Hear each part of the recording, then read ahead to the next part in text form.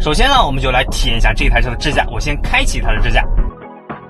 你看它右转的时候，它会往左边去对，把方向打一点，给右侧预留更多的转向空间。它过来之后呢，发现后侧没有车了，然后直接变到内道来，然后做一个行驶。这个行为，这个动作就是跟我们人类驾驶的这个思维方式是差不多的，基本上是差不多，是的，没错。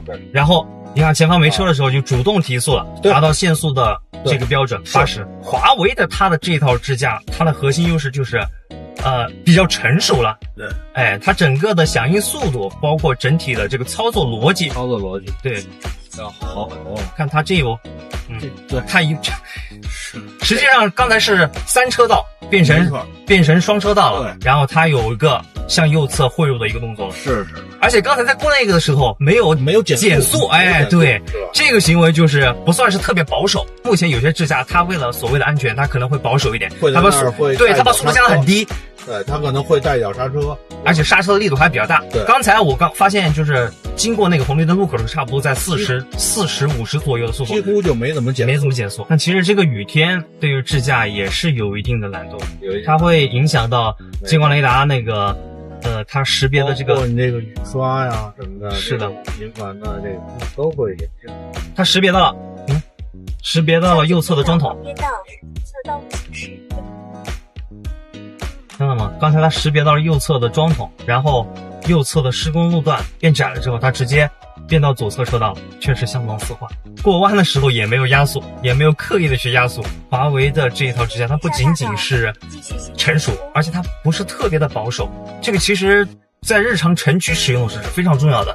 有时候你在左转弯或者右转弯的跟非机动车博弈的过程中，你如果太保守的话，你就永远过不去。目前华为的这一套支架使用量包括使用数据都是很高的。还有就是刚才说的，就是之前没有提到的第二点，就华为的这个 ADAS 3.0， 它有个持续进化、持续学习的能力，这个也是比较难得的。就是越用它可能会越聪明，越好。向右引导行变道，因为前面我们该马上过了这个桥以后就该出去出辅路，所以它提前变道，提前500米就已经变道了。这个车辆不多还好，如果车辆多的话，你这个提前变道的话就很实用了。前面有慢车，看看会不会慢车好，还有加速变道。这个路况其实是比较复杂的。对，这儿它现在开始开始变道，请注意车辆绕行。好，然后右侧有车过来，看他会怎么避让啊？没有避让，直接过去了。他在遵守交通规则的前提下，在安全的前提下，他没有那么保守，哎，这就很难得，就很不错了，哎，对，很不错了。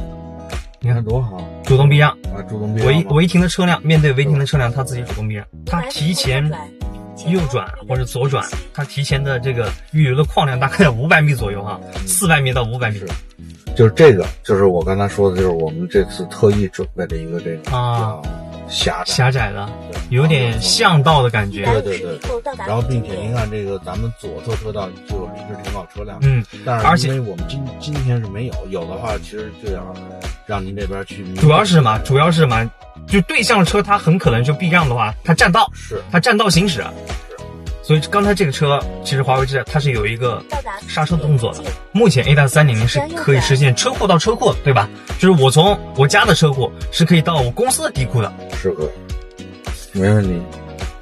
那这样就基本上就全程零接管了。那监测到监测到前对右侧有车可能会过，它就有一个减速的动作。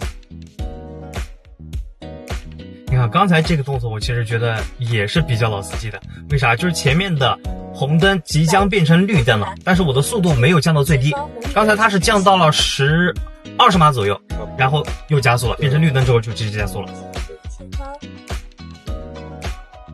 这又是一个车道的汇入的问题。现在这前面有行人它有个避让，向右超车变道。哎，你看它连续变了2个车道，刚才连续变了2个车道达到右转车道。